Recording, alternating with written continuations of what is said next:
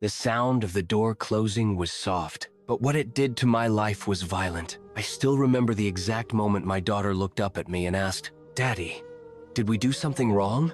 She was 10 years old, and my parents had just turned her away at their front door. That was the day everything began. My name is Ethan Miller. I'm 34 years old, divorced, and the father of the smartest, kindest little girl I've ever known, Lucy. After my marriage collapsed, Lucy became my whole world. I worked longer hours, slept less, and carried more guilt than I ever admitted. All so she'd never feel unwanted. Ironically, unwanted was exactly how my parents made her feel. They had invited us over for dinner, not a casual visit, an invitation. My mother had sounded warm on the phone, almost rehearsed. "Bring Lucy too," she said. "It's time she spends more time with family." I believed her. That was my first mistake. Lucy wore her favorite yellow dress. She had braided her own hair, crooked but proud. On the drive over, she talked nonstop about school, about a book she was reading, about how she hoped Grandma would like her drawing. When we reached my parents' house, Lucy jumped out of the car first and ran to the door. She knocked. Nothing. She knocked again. The door opened halfway. My mother looked down at her. Not surprised, not confused, just cold. "Ethan," she said, looking past Lucy. "We need to talk." Lucy smiled. "Hi, Grandma." My mother didn't smile back. She stepped outside and gently, almost politely, closed the door behind her, leaving my daughter on the porch. "Lucy shouldn't come in," my mother said quietly. I laughed, thinking I'd misheard. "What?" "This isn't appropriate," she continued. "Your father and I didn't agree to this." "This?" I repeated, my voice tightening. "You mean my child?"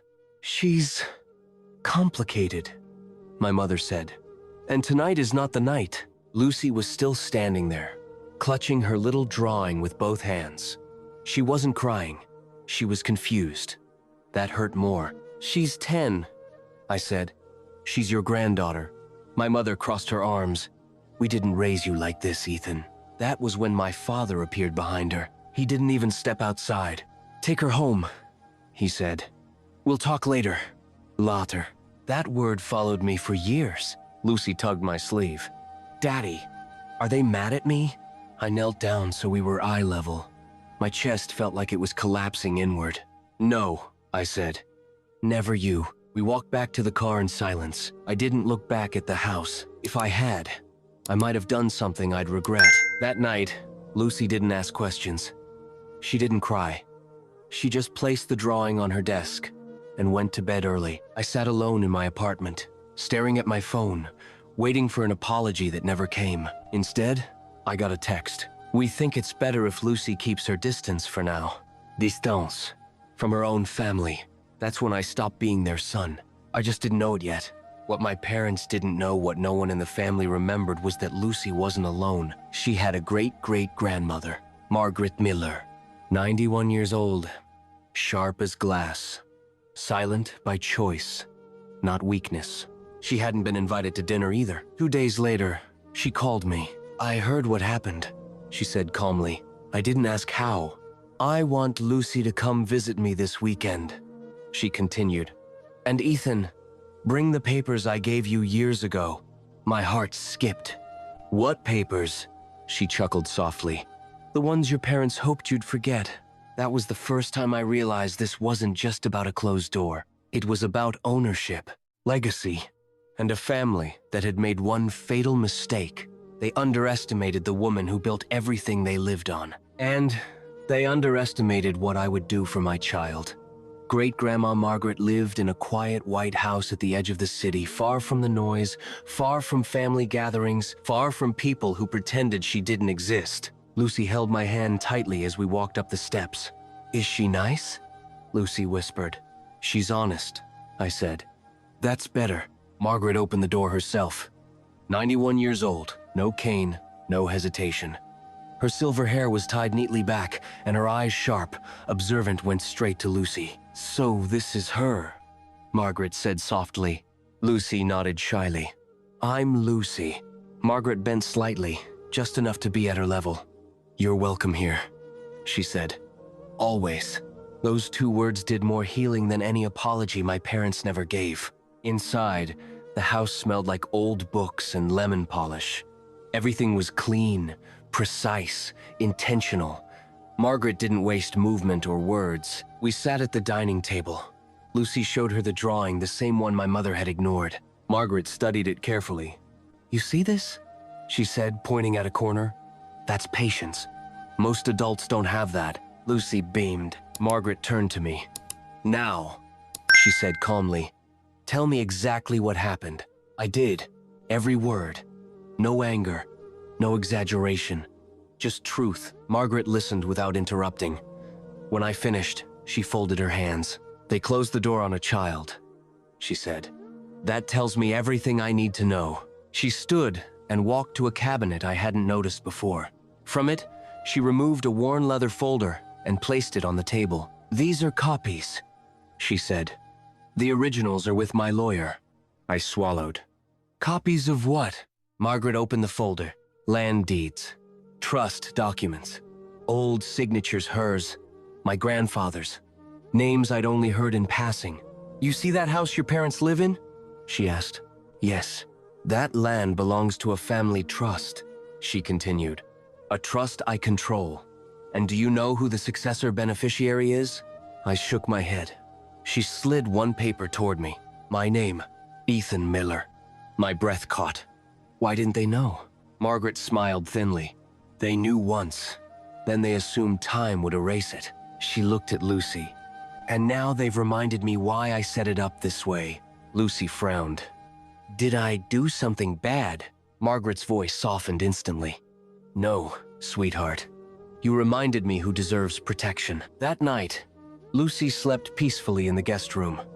No questions, no fear. Margaret and I sat in the study, the paper spread between us. "They think they're untouchable," Margaret said. "They think family loyalty protects them." She tapped the folder. "The law doesn't care about pride." I hesitated. "I don't want revenge." Margaret nodded. "Good. Neither do I." She met my eyes. "I want accountability." The next morning, my parents called. They didn't know where Lucy was. They didn't ask if she was okay. They asked if I'd calmed down. That was when Margaret picked up the phone. "This is Margaret Miller," she said evenly. "You will not contact Ethan again. Any further communication will go through my attorney." Silence. Then my father's voice shaken. "Grandma?" She hung up. That afternoon, she made one final call. "James," she said into the receiver. "It's time." Lucy ran in the yard, laughing, free. I watched her from the window, realizing something chilling and powerful. My parents didn't just shut a door. They woke the only person who could legally dismantle everything they stood on. The letter arrived on a Tuesday. No warning, no phone call. Just a thick white envelope delivered by certified mail, stamped with a law firm's name my parents recognized instantly. I wasn't there when they opened it, but I know exactly how it went because my father called me 15 minutes later. He let it ring. He called again and again. I didn't answer. That night, Margaret sat at the kitchen table, calmly sipping tea, as if nothing had changed. "They'll read every word twice," she said. "Your mother will pretend not to understand it. Your father will understand it immediately." "What does the letter say?" I asked. Margaret smiled slightly. "That their certainty was borrowed, and the loan has been recalled." The letter informed my parents of 3 things. First, the property they lived on was held under a family trust, with Margaret as the controlling trustee. Second, all usage rights were conditional and subject to review. Third, any attempt to transfer, mortgage, or alter the property without written approval would be considered a breach. In plain language, the ground under their feet was no longer solid. Lucy noticed the change before I did. "They look smaller," she said one evening, peeking at a family photo on my phone. I didn't ask who. "They don't smile with their eyes," she added. That was when I realized this wasn't just legal pressure, it was exposure. Margaret's lawyer, James Whitmore, didn't move fast. He moved precisely. A request for updated property records, a notice to pause renovations, a quiet inquiry to the bank. Each step was polite, professional, devastating. My parents tried to respond the only way they knew how: control. My mother showed up at my apartment unannounced. I didn't invite her in. "Ethan," she said tightly, "this has gone far enough." I looked at her, really looked. For the first time, she wasn't speaking down to me. She was pleading upward. "You turned my daughter away," I said calmly. "She's not. She's 10, I interrupted. "And you closed the door." My mother's lips trembled. "We didn't mean it like that. That's the problem," I replied. "You never do." She left without another word. 2 days later, the family started calling. Aunt, uncle, cousins who hadn't spoken to me in years, all with the same tone. "Let's talk. Family shouldn't involve lawyers. Your parents are under a lot of stress." I gave them all the same answer. So was my child. Margaret received a letter too. Not legal. Personnel. My father's handwriting. She read it once and burned it in the sink. "He apologized to me," she said. "Not to Lucy." That was enough. James scheduled a formal meeting. My parents arrived early. I arrived on time. They looked different. Less certain. Less loud. My father avoided my eyes. My mother clutched her purse like a shield. James laid out the documents slowly. Ownership, authority, conditions, no accusation, no drama, just facts. "This trust was designed," James said evenly, "to protect future generations." Margaret spoke then. "You failed one," she said quietly. "So now I protect the next." Lucy wasn't there. She didn't need to be. The message was already clear. When we left the office, my father finally spoke. "You've made your point," he said. I stopped walking. "No," I said softly. "You've just started to understand it." Behind us, Margaret walked steadily, unbothered. She had waited decades for this moment, and my parents had handed it to her the day they shut the door on a child. My parents had always believed one thing above all else. If something stayed inside the family, it stayed under control. They were wrong. The first crack appeared quietly at church. They arrived late, as usual, expecting their reserved smiles and respectful nods. But the whispers had already begun. Not loud, not obvious, just enough to unsettle. My mother noticed it immediately. People who once rushed to greet her now hesitated. Conversations paused when she passed. A friend who used to sit beside her chose another row. It wasn't gossip, it was awareness. Margaret hadn't spread rumors. She hadn't needed to. She had simply allowed the truth to exist where it couldn't be ignored through legal filings, public records, and quiet confirmations when asked directly. Ownership changes show up on paper. Paper shows up in places people trust. Lucy noticed something else. "They stopped coming near our house," she said one evening. She was right. My parents hadn't shown up unannounced again. No texts, no calls, no pressure.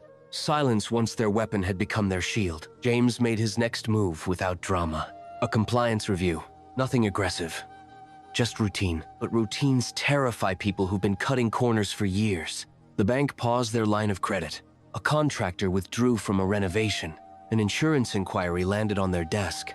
All polite, all legal, all unavoidable.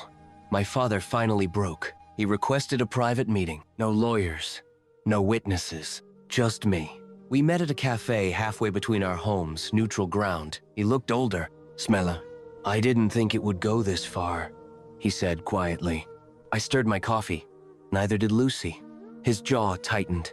"You could stop this," he said. I looked up. "Stop what?" "This. Unraveling." I leaned back. "This isn't unraveling. This is exposure." He swallowed. "We're your parents, and she's my child." That was the moment he understood this wasn't about power. It was about hierarchy, and he was no longer at the top. At home, Lucy asked a question that stopped me cold. "Daddy, if I grow up, will I have to beg people to love me?" I knelt in front of her. "No," I said firmly. "You'll never beg. You'll choose." Margaret overheard. That night, she made one final decision. She updated the trust. Not out of anger, out of clarity. My parents received the notice the next morning. They weren't being evicted. They weren't being punished, but they were no longer protected. Their future security, the assumption of permanence was gone. That loss hit harder than any threat. My mother called me, crying. "We didn't mean to hurt her," she said. "I know," I replied. "That's why it happened." Silence. For the first time in my life, they weren't controlling the narrative. They were living in it, and it was almost over. The house didn't change. Same paint, same porch, same door. But everything it meant had. Margaret passed away 3 months later, quietly, in her sleep. No drama, no final warnings. Just a folded note on her desk and a trust that had already been sealed. At the funeral, my parents stood a few rows behind me and Lucy. They didn't sit with us. They didn't reach out. For the first time, they respected distance not because they understood it, but because they'd been forced to. After the service, James handed me the envelope. "It's done," he said simply. Inside were the final documents. The trust had been restructured. My parents retained the right to live in the house, but only as residents. No ownership, no authority, no leverage. The property would pass directly to Lucy when she turned 18. Protected. Intouchable. Margaret hadn't taken the house away. She had taken the illusion that it was ever theirs. Lucy didn't ask questions. She just squeezed my hand and said, "Great." Grandma kept her promise. Weeks passed. Life softened. The tension that once lived in my chest slowly faded into something quieter clarity. Then one afternoon, my parents came to my door. They didn't knock right away. They stood there, unsure, as if afraid history might repeat itself. When I opened it, my mother's eyes filled with tears. "We were wrong," she said. I waited, not because I needed more, but because they did. "We didn't see her as part of us," my father added. "And that's on us." Lucy stepped forward. She didn't hide. She didn't cling. She just looked at them. "You hurt my dad," she said softly. "And you hurt me." No anger, just truth. That truth landed harder than any lawyer's letter. I stepped aside, not to invite them in, but to let Lucy decide. She didn't. She smiled politely and walked back into the living room. I closed the door, gently, not to punish, to define. Later that night, I sat beside Lucy as she did her homework. "Daddy," she asked, "are we bad for not letting them in?" I shook my head. "No, we're safe." She nodded, satisfied. That was the difference. Revenge would have been loud. Justice was quiet. Months later, my parents moved.